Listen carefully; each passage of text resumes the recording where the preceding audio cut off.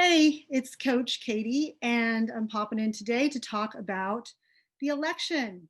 We're not going to get political, but I wanted to share my thoughts on what's happening in the world and how that affects each and every one of us who I think want to make this a new beginning, a new start. If you're interested in what you can do to really support humanity, support the kind of world that you want to see, then I suggest and recommend that you continue to listen. And if this resonates with you, I would love it if you liked and subscribed to my channel and shared it with anybody who you think would also benefit from hearing it. So let's talk about the election. When we think of an election, what do we think of? Who won, right? Who won? Who won? And when people win, what do we automatically think? Well, then there must be a loser or losers. And obviously, what we've seen Americans celebrating this new change, new leadership, hope for a better future, the end of divisiveness. And then there are also that sector of the population who are angry, sad, dealing with whatever mixed emotions they have with regards to losing. And I want to just speak into this dualistic either or paradigm that we live under. Listen, think about 2020. How much of 2020 was a shit show, right? It taught us that we really have no control over anything. And it taught us a lot of lessons about patience and letting go and surrender. And what I will say is that 2020 is only a projection of our consciousness, of what we are projecting into our reality. Because I truly believe that our inner reality matches our outer reality. And though the pandemic and everything that has happened in this year have been quite painful and very difficult for many people, it is an invitation for all of us to grow and to learn and to look at what within us is contributing to the world outside of us. So I want to talk about this division. So the division, if you live in a world and what you see and experience is a division, the good guys and the bad guys, what other divisions do we have? Well, red and black, red and blue, right? That's a division. Right and wrong, good and bad, light and dark, right? And we tend to be on one extreme or the other. That if it's bad, it's really bad, and let's not even deal with it, right? Think about those people, those Karens out there in the world that we don't want to deal with.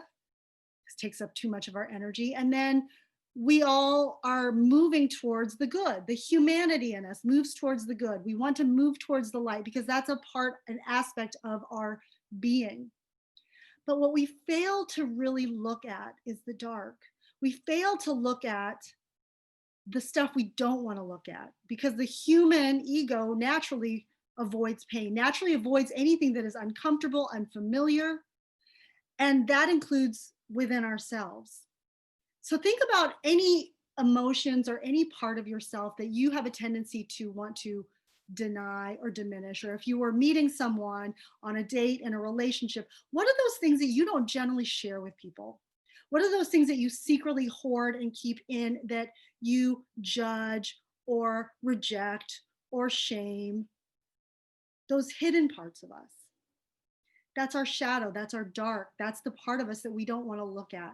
So what is happening within us is happening outside of us. So the division that we see out there is really a projection of what's inside of us, a collective projection. We have all taken part in 2020. We have all taken part in what is happening in the world today. We naturally want to blame and point the finger at people, other things, situations, systems, yes, that need to be looked at to find the answer. We're so focused out, we're not realizing that the answer is within us. Because naturally, we don't want to look at ourselves because it's not safe to look at ourselves and the things and the parts of us that we don't really like.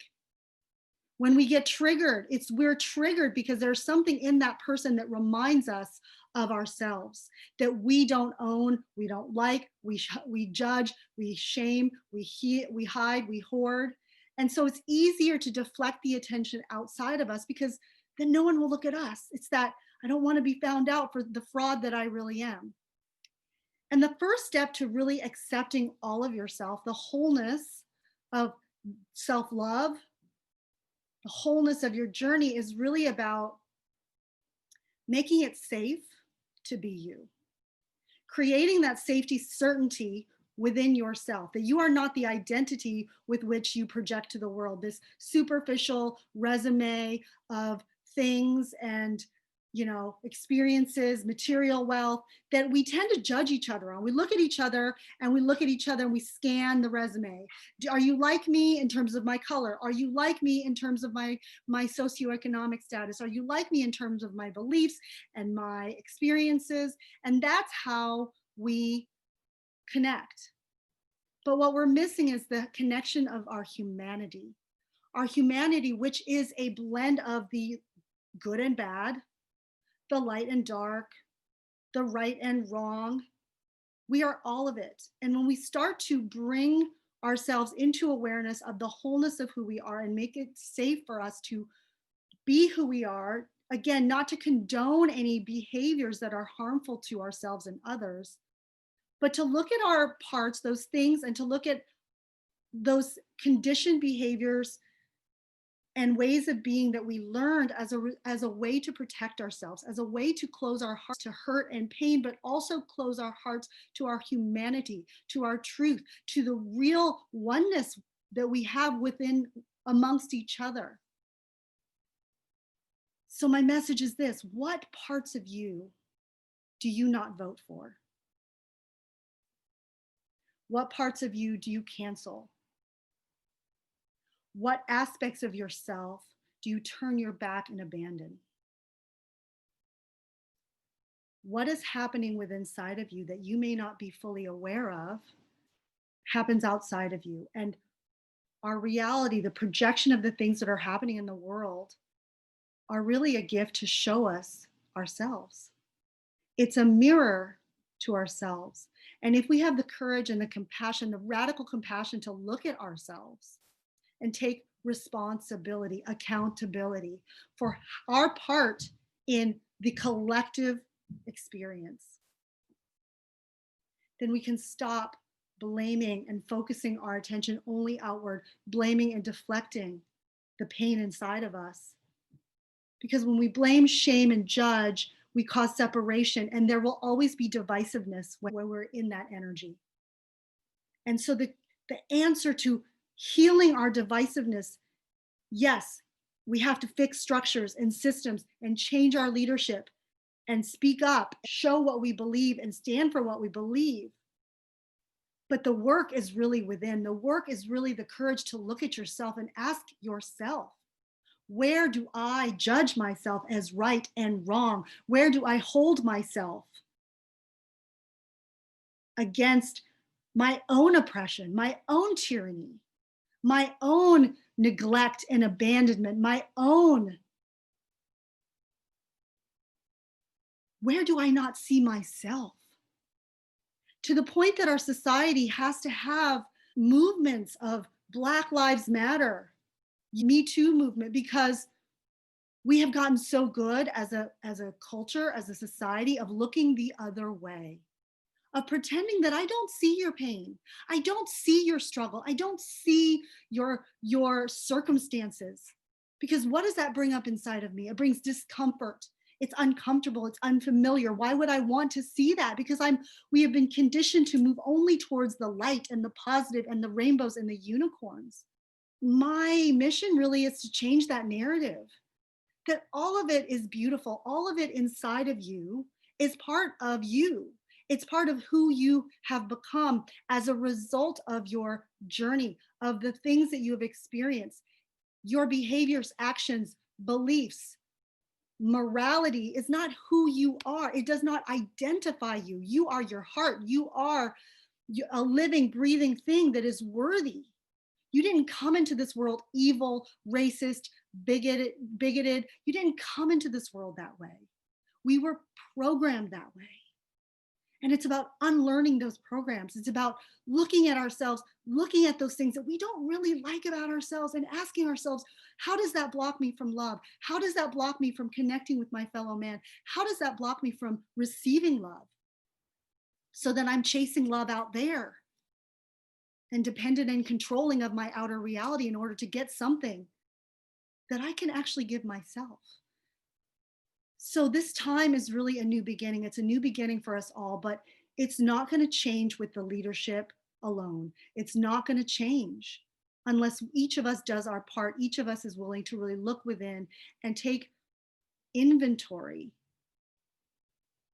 of the ways that we show up for ourselves that is a mirror manifestation in our reality.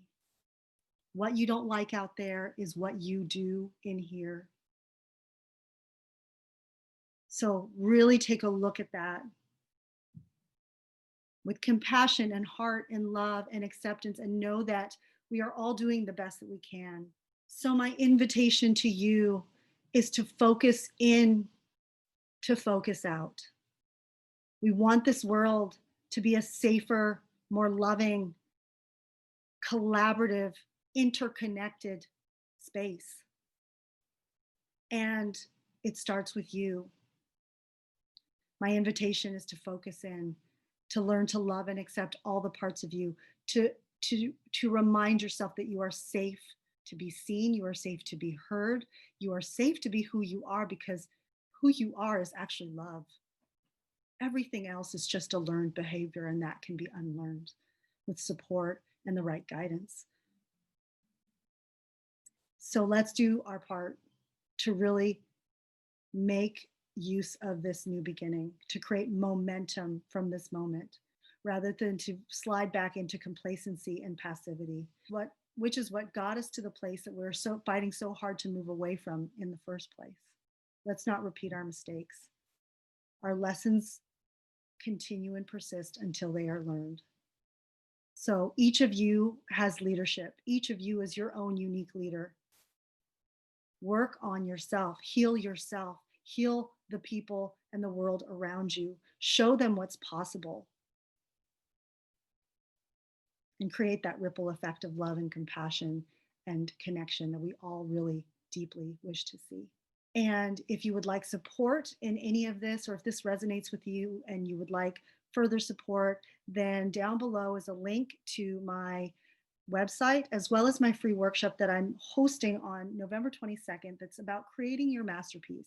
It's about seeing all those beautiful parts of you and really learning to love and accept them and use them to fuel your passion and your purpose. Your purpose is inside. Your purpose comes from knowing yourself. If you're interested in that, click on the link below and join me for what's going to be an amazing experience. Drop a comment in the comments below if this resonates with you. I would love to hear from you. Thank you all so much and have a great day.